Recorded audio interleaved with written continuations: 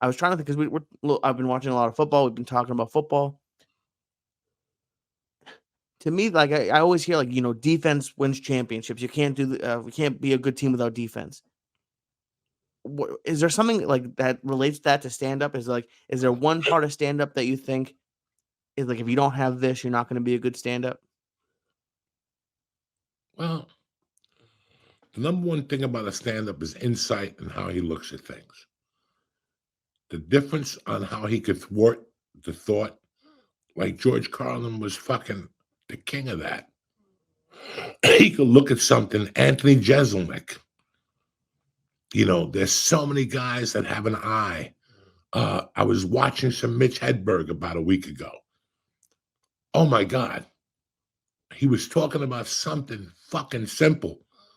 And he broke it down to the common denominator. When I watch Mitch Hedberg, I realize how lazy we've become as stand-up comics. Because Mitch Hedberg wrote a fucking hell of a joke, bitch. Mitch Hedberg wrote a hell of a fucking joke. And a hell of a bit. And there was just something about it. I just saw one of his sets on Instagram. Maybe a couple days ago. I don't know. And it was fucking brilliant. And listen, storytelling, and I'm the first one to tell you this, storytelling, speaking to the audience. And I know some people are going to disagree with me, but you're going away from the stand-up routine. I was raised that the stand-up routine is a set-up punchline, and you can have that in storytelling. How do I know? Because I did it in storytelling.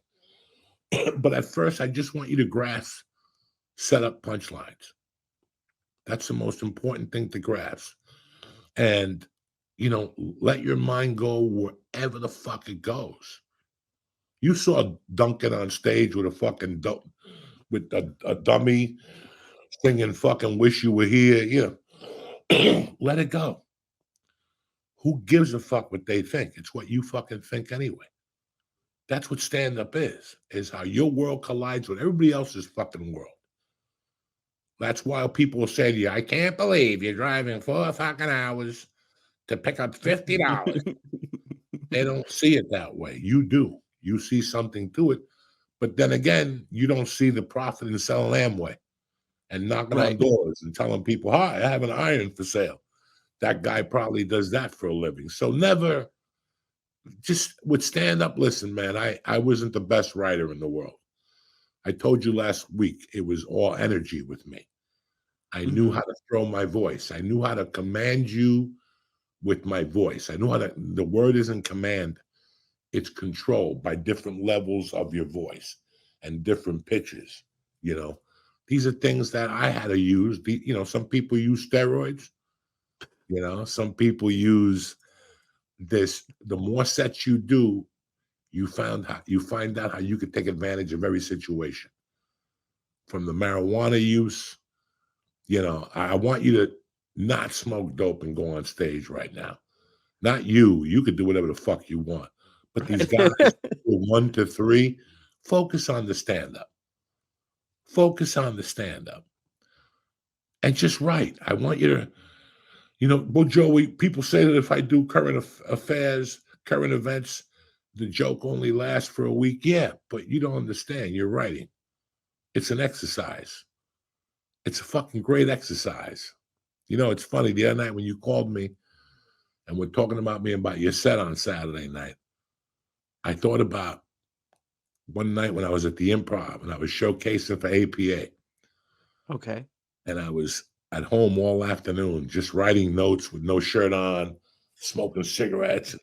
I was fucking just trying to write jokes. And I'm trying to write all these fucking Mitch Hedberg type jokes, which I never was. But all of a sudden, it's eyewitness news. And in LA, they give you eyewitness news and they go to in La Habra. And I swear to God, these are the first 2 stories. In La Habra, a kid gets stuck in a sewer and they go to La Habra and the little fat Mexican kid is stuck in the sewer, and his parents are begging to come out. He's stuck. All you can see is his little head and the fire department's rubbing butter on him and pulling him out of there. And he's like, And I don't know what happened. And they go, we're going to another story in Hawaiianville, down there. where all the not the Hawaiians are. You know, Tua Tatapupu, the quarterback from the fucking Miami Dolphins. Where's he from? Hawaii, isn't he from Hawaii? Right. They have it's where my man, God rest his soul, the quarterback from Colorado, Samoa. Oceanside. I'm sorry. No, the guy that died in the 90s, that he got the coach's daughter pregnant. Anyway, I don't know that one. yeah, you guys don't know Dick. Relax. Fucking, he's from Oceanside. So, what we fucking talking about here? Now the edibles are starting to kick in. It was the second news story.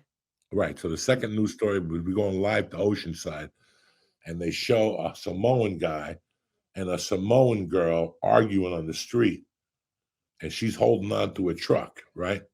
Okay. And all of a sudden, you see the little Samoan, because the Samoan chick was bigger than the Samoan guy. This is one of those fucking rare situations. They were dating. And all of a sudden, they show the Samoan guy haul off and punch the Samoan chick in the face. And she basically goes down like a Weeble's wobble, bangs her head, and pops back up to her feet. In that instant, the guy got in her truck and started taking off. And you see her chasing him down the street. Her sandal had broken off, and she had one sandal on. Her feet were like mine, big, dry, and ugly, with missing toenails and shit. And she's running and chasing the truck. And all of a sudden, you see her dive into the truck, and he speeds up, and she misses. And she just hits the concrete, and you see her get like torn up. He's like taking off, beep, beep, talking about Hawaiian music and Don Ho and shit. So I go to this fucking APA thing an hour later, 2 hours later, and I get up on stage, and I thought I had two great jokes, and I threw out my first two jokes, and guess what happened? Dick. That's what happened. I didn't get even a peep. And something made me stop, and I said, anybody wants the news tonight? Anybody see that fat little kid get stuck in the sewer? And I just went with it. What the fuck was he doing in the sewer? Looking for a fucking burrito? You fat fuck. Get home. Do your homework. I just ran with it. And then I went into the Oceanside thing. I didn't even know what I was talking about. But it was a 7-minute showcase.